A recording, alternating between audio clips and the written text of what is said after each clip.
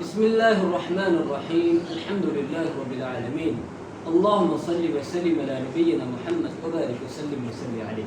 حاضرین مجلس، ناظرین کرام، رب ذوالجلال والاکرام نے فرقان حمید میں ارشاد فرمایا: اعوذ باللہ من الشیطان الرجیم وهو الذي ارسل رسوله بالهدى ودين الحق ليظهره على الدين كله ولو كره المشركون. اسلام اور دین کی حقانیت، اسلام اور شریعت کی بالادستی کا بول بالا ہر دور میں کوئی نہ کوئی حق والی جماعت ضرور بالضرور کرتی رہتی ہے. اسلام اور شریعت پر عمل کرنے والے کچھ نہ کچھ لوگ، ایک ایسی جماعت ضرور بالضرور موجود ہوتی ہے جو 100 پر ایک بندہ ضرور باری ہوتا ہے. اسلام اور دین کی حقانیت، اسلام اور شریعت کی بالادستی قائم کرنے کے لیے کوئی نہ کوئی ضرور اپنی جان ہتھیلی پہ رکھ کے اسلام اور شریعت کا بول بالا کرتا ہوا ہر دور میں نظر آتا ہے. آج کے دور میں کچھ لوگ اس قدر دین بیدار ہو چکے ہیں کہ وہ اسلام کی حقانیت کے ساتھ ساتھ قرآن کریم کی حقانیت کو بھی پس پش ڈال رکھے ہیں، اور قرآن حکیم کے جو پیشین گوئیاں ہیں، قرآن کریم کے احکامات ہیں، ان کو وہ بطور مزاح اور بطور ٹھٹھا لیتے ہیں کہ یہ جی اس انداز سے اور یہ جی اس انداز سے نہیں ہو سکتا، یہ کیسے پوسیبل ہے، یہ سائنٹیفکلی آپ اس کو پروو نہیں کر سکتے، یا یہ آپ معاشرتی لحاظ سے یہ پرانی باتیں ہیں، یہ پرانا کلچر ہے، یہ پرانی تہذیب اور پرانا تمدن ہے. لیکن اسلام نے، فرقان حمید نے جو ہمیں اصول اور قوانین دیے ہیں، اگر ان کے متعلق ان کو ایک ذائچے میں اپنا کر انسان دیکھے تو وہ اس بات کو مانے گا کہ اسلام اور شریعت کی بالادستی قیامت کی دیواروں تک قائم رہے گی.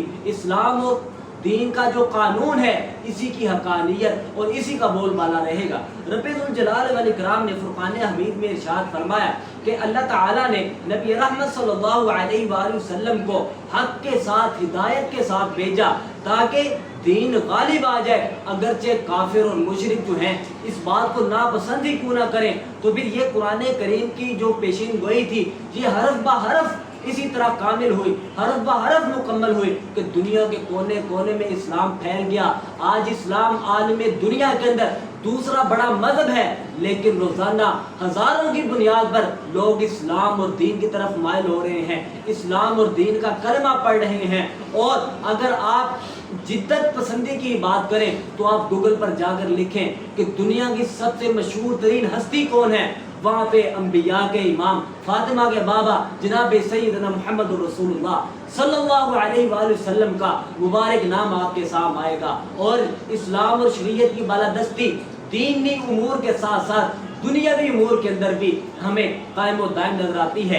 اسی طرح رب ذوالجلال والاکرام نے نبی رحمت کے سینہ اطہر پہ فرقان حمید کو نازل فرمایا. اللہ تعالیٰ نے قسم اٹھائی: لا اقسم بہذا البلد وانت حل بہذا البلد ووالد وما ولد. اے میرے پیارے پیغمبر، ہم قسم اس بات کی کہ اس شہر میں آپ یقیناً داخل ہوں گے اور اس شہر میں اولاد آدم داخل ہوگی.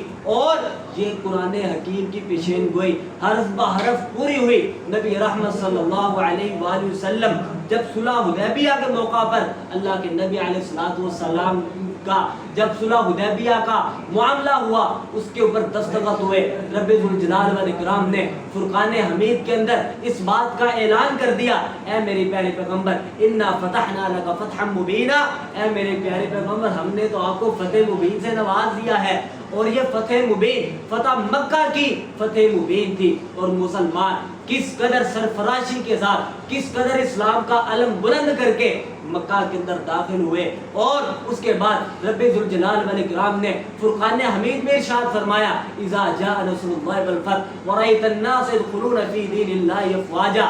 اے میرے پیارے پیغمبر، آپ دیکھیں گے کہ لوگ جوگ در جوگ اسلام میں داخل ہوں گے. آپ کو رب ذوالجلال والاکرام نے نصرت سے نواز دیا ہے. اور یہ وقت آیا، خواہ وہ ابو جہل کا بیٹا اکرمہ ہو، خواہ وہ ابو سفیان ہو، خواہ وہ جتنے ہی بڑے بڑے جو سرداران قریش تھے، فتح مکہ ہوا تو وہ رب ذوالجلال والاکرام کے حکم اور اس کے اذن سے اسلام کی دولت سے مالا مال ہو گئے.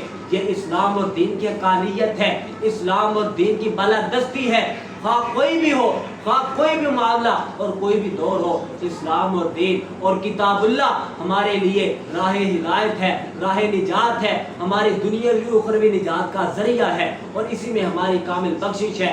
اگر ہم دوسرے معاملات میں دیکھیں نبی رحمت صلی اللہ علیہ وسلم کی سیرت کو دیکھیں، خلفاء کے افکار کو دیکھیں، صحابہ کے نظریات کو دیکھیں، ہمیں بے شمار ایسی چیزیں مل جاتی ہیں جس کو ہم سامنے رکھ کے اس بات کا تجزیہ، اس بات کا نظریہ بنا سکتے ہیں کہ اسلام اور دین حق والا دین ہے، اسلام اور شریعت حق کا پرچار کرنے والا، پوری دنیا کے اندر غالب ہونے والا، اور باقی دیان مغلوب ہونے والے ہیں، اور ہماری اخروی اور دنیاوی نجات اسی میں ممکن ہے کہ ہم اسلام اور شریعت کی بالادستی کو قائم رکھیں، اسلام اور دین کے مطابق زندگی بسر کریں۔ رب ذوالجلال والاکرام سے دعا ہے اللہ تعالی ہمیں دینی معاملات کے اندر مزید پختگی عطا فرمائے، اسلام اور شریعت پر عمل کرنے کی احسن انداز سے توفیق عطا فرمائے۔ وما توفیقی الا باللہ۔ السلام علیکم ورحمۃ اللہ۔